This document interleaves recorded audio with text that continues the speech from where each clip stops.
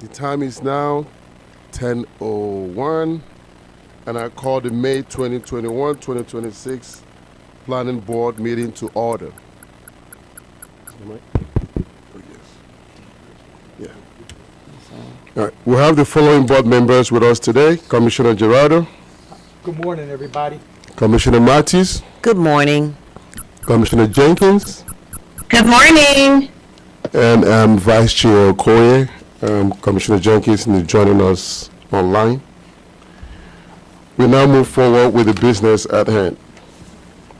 Please note that the deadline for all participants pre-registration and for all submission of materials and exhibits was 12 noon on Tuesday before this planning board meeting.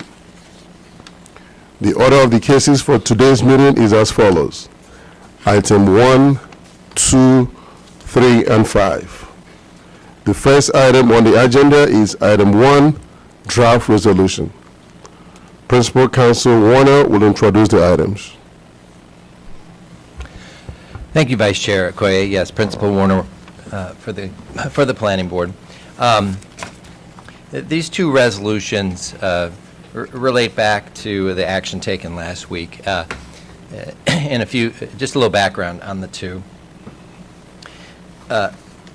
First of all, the Planning Board is committed to openness and has been for the 6+ years I've been here. I know that was the case with the council that was in my position for even a longer period of time before I was here. And so we do things in the open. And that really, that filters down not just from the Planning Board, but to our Planning Department and our Parks Department, and all of the people that work under those two directors. We field hundreds of calls every day in our Planning Information Services offices, in our permits team, and frankly, every employee in our departments fields questions from the public and answers them. In fact, to such a degree, I often will say, I know you want to be as responsive as possible, but remember, you got your work to do too. So we occasionally get comments from the public about ways we can improve on openness. Sure, and everybody can always improve, but it belies the fact that we do such an incredible amount of work for the public in the every day. Now, last week, called into some question about whether we were operating with the openness that it's been our mantra. And the fact was, we ended up complying with the law. We sat here for about a week now since last week's actions, and we looked at what was done, and we determined that legally the actions taken last week were an administrative function of the board, and therefore likely not technically covered by the Open Meetings Act. But that's the point I'm making, is that this board does its work in the open, and that includes putting items on the agenda and having the public be aware of all the work that we're doing. So we put administrative functions on there all the time, things that aren't technically required to be on there by the Open Meetings Act, because that's how we operate. And I think that has, again, been the ethos of this planning board for as long as I've been here, and for a long time before that. So in the interest of ensuring that, to the extent any of that action taken last week might have been called into question under the Open Meetings Act, we said this week we're going to put an item on the agenda, and we're going to put it on the agenda in compliance with the Act, and we're going to put a resolution on the agenda affirming the decision made last week, so that there's no question that, to the extent that the Open Meetings Act applies to any extent from what happened last week, that we do the right thing here and affirm the decision through a resolution. So the very first resolution you're considering affirms your appointment as Vice Chair. Thank you very much. We'll look for a motion to approve the draft resolution. I move to adopt a resolution affirming the appointment of Commissioner Billy Okoye as Vice Chair. I second. We have a motion by Commissioner Jenkins and a second by Commissioner Matthews. I will now call the roll. Commissioner Gerardo, Respectfully, I abstain. Commissioner Jenkins, Vote aye. Commissioner Matthews, I vote aye. and I vote aye as well. The ayes have it. Right, and then I'll speak to the second resolution now. Yep. So the second, the second resolution speaks to the role of the vice chair. And that was also a question that I think a number of people had last week with regard to the appointment of a vice chair.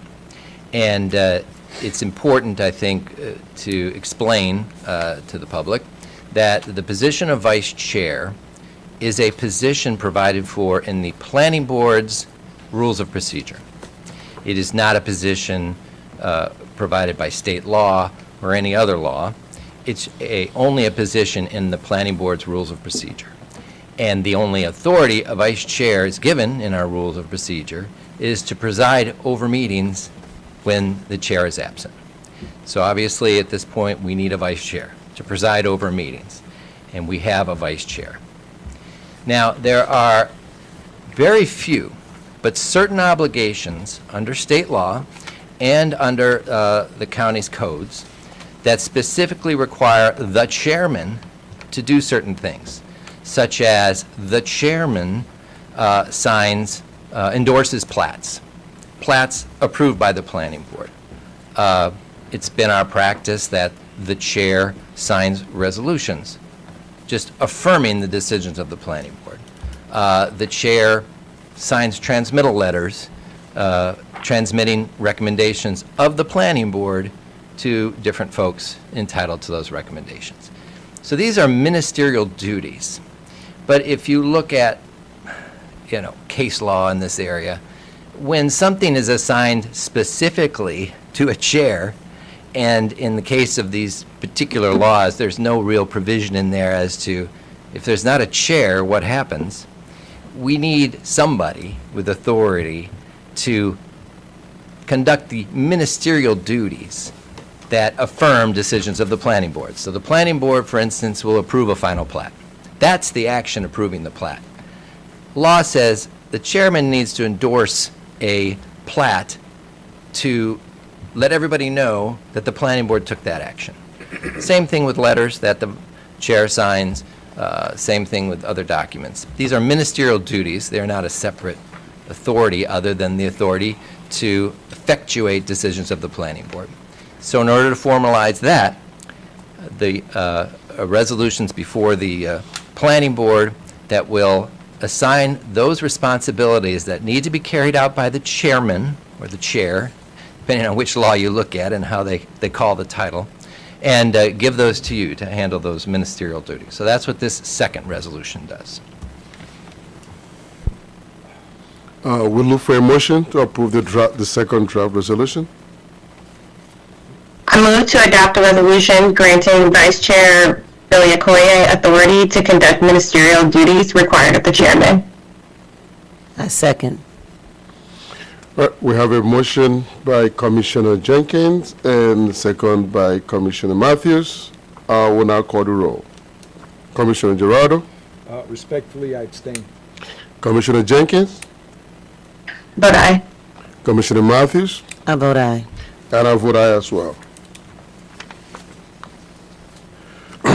Before we continue today's session, I want to briefly acknowledge the transition within the planning board leadership. I would like to thank Chairman Darrell Bonds for his service, leadership, dedication to Prince George's County during his tenure. Chairman Bonds was consistently emphasized the importance of elevating Prince George's County into a destination of choice. Aligned with the vision of the county executive, that mission remains important as we continue the work ahead. I also want to reassure our staff, residents, stakeholders, and fellow commissioners that of the work of Maryland National Capital Park and Planning Commission continues uninterrupted. Our commitment to professionalism, transparency, responsible planning, and public service remains strong.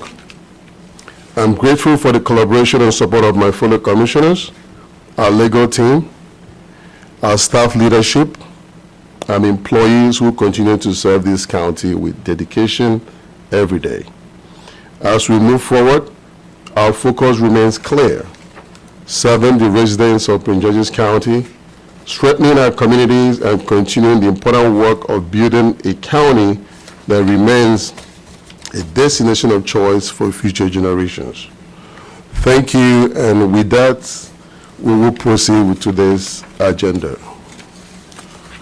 The next item on the agenda is item 2, draft minutes of May 14, 2026.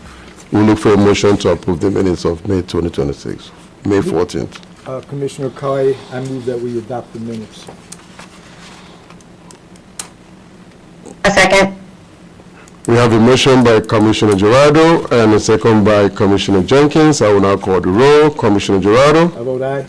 Commissioner Jenkins, Aye. Commissioner Matthews, I vote aye. and I vote aye as well. The ayes have it. The next item on our agenda is item 3B, an executive session, and the following is my closing statement. Pursuant to the general provisions article of the amended Code of Maryland Act 3-305, subsection B3, a closed session is proposed to discuss the acquisition of real property for a public purpose and matters related thereto, and for the purpose of protecting the Commission's negotiation positions. Commissioners, we need a motion to convene this I second. session. It hasn't been made yet. I'm sorry. So move. Give me a second. I second. All right, we have a motion by Commissioner Gerardo and second by Commissioner Matthews. I will now call the roll.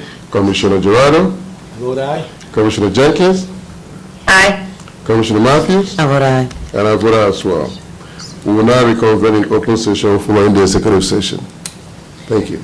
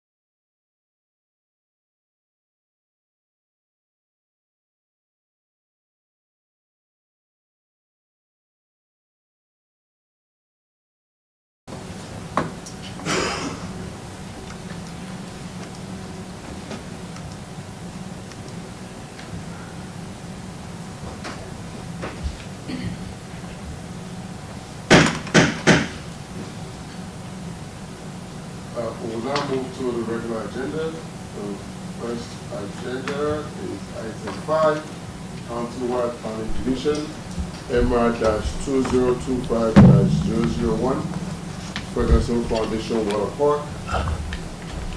And we have staff member today, Walker, who will present this item.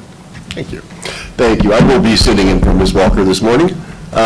For the record, my name is Bobby Ray, and I'm with the Countywide Planning Division.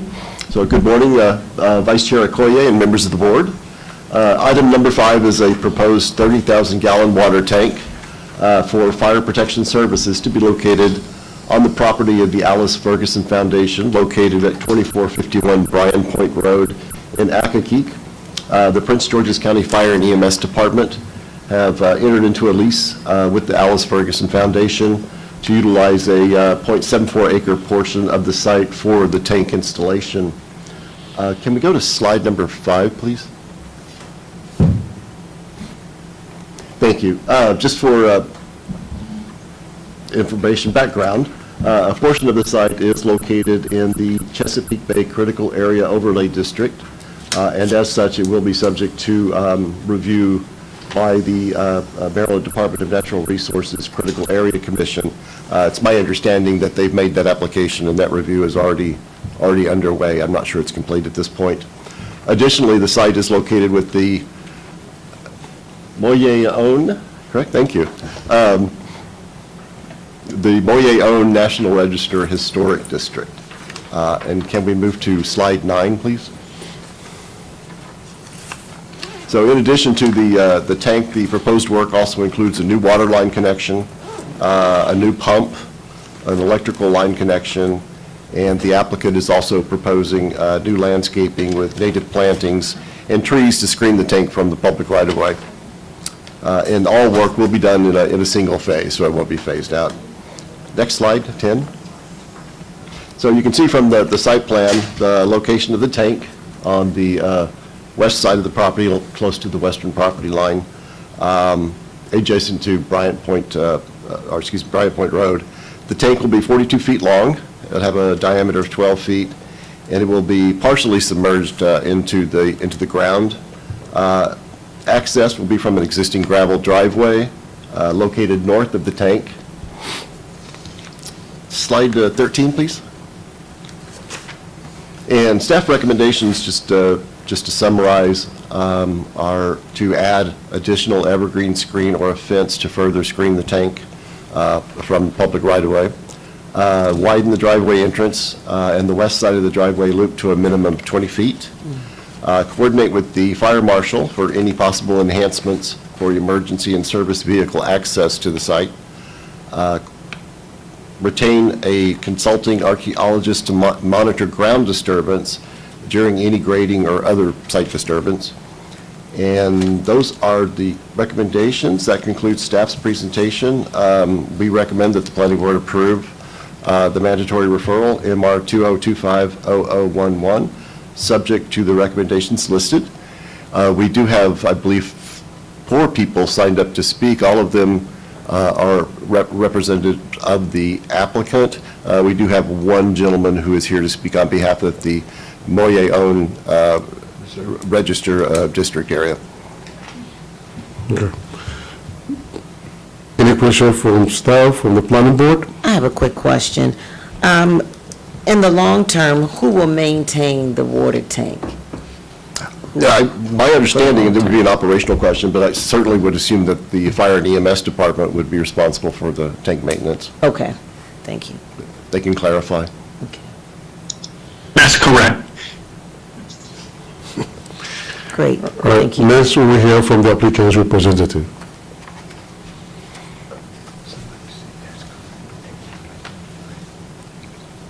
Oh, did somebody say that's correct online? Can you identify yourself, please?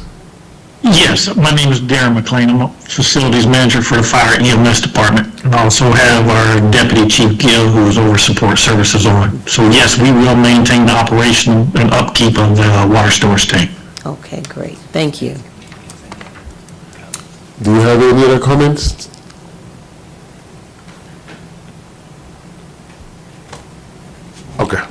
I see none. Next, we hear from the applicant's representative.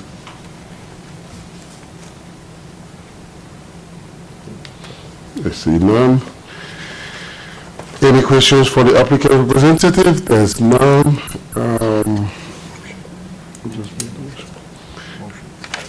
All right.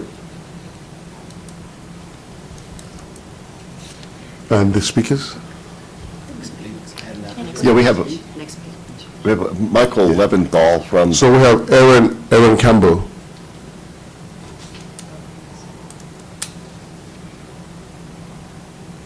Yes, I'm Aaron Campbell. I'm with Amor and Thomas. I'm also here with Aaron Smith and McCall from Amor and Thomas, as previously discussed. Darren McLean with Fire and EMS is also on the call. We're in support of this mandatory referral approval, and open the floor to any questions from you, from the planning board. Thank you. All right, thank you. Michael Leventhal? Yes. Hello? Yes, we can hear you. I'm Michael Leventhal. I live at 1130 Apple Valley Road in Accokeek. I live in the Moyone Reserve and within the Piscataway National Park and some 2 miles from the proposed site. I'm also the Special Projects Chair in the Moyone Association, which acts as the Moyone Reserve's HOA and owns the adjacent land to the project. I've been involved in the proposed project since 2019.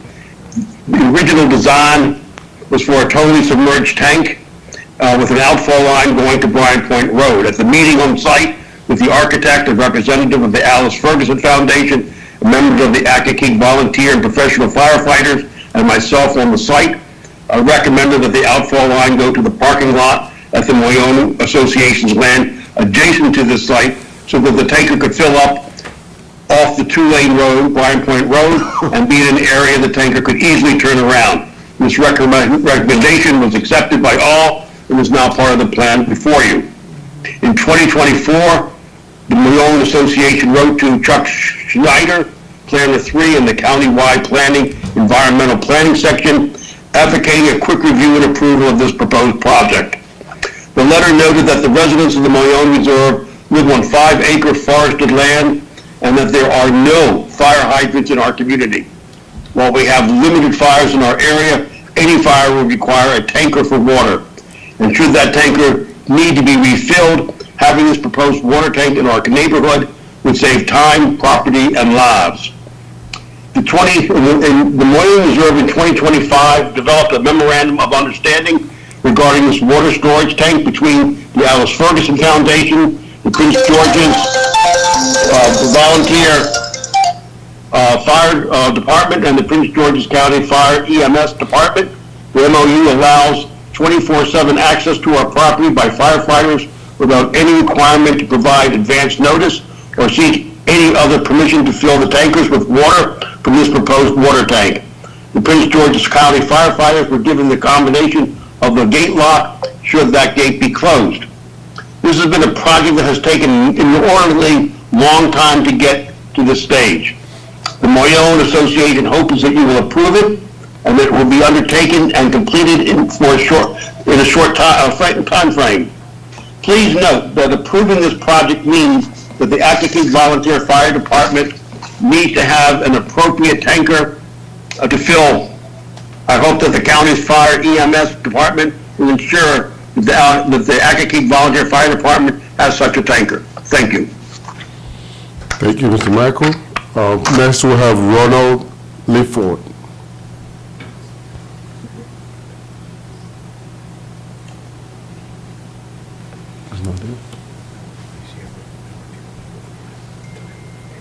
Good morning, my name is Ronnie Gill. I'm the Deputy Fire Chief for Support Services for Prince George's County Fire and EMS Department. I too stand in support of the project.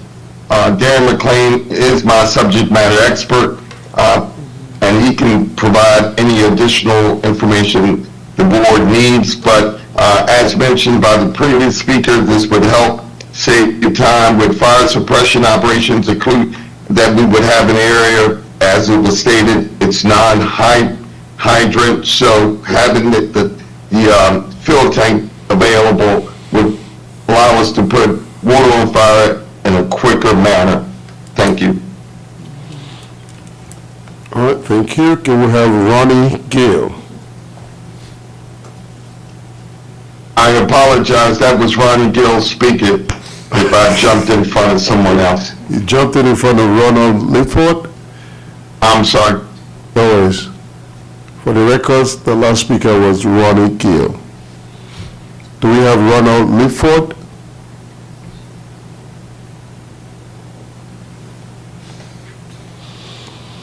All right, are there any questions for the speakers from the planning board?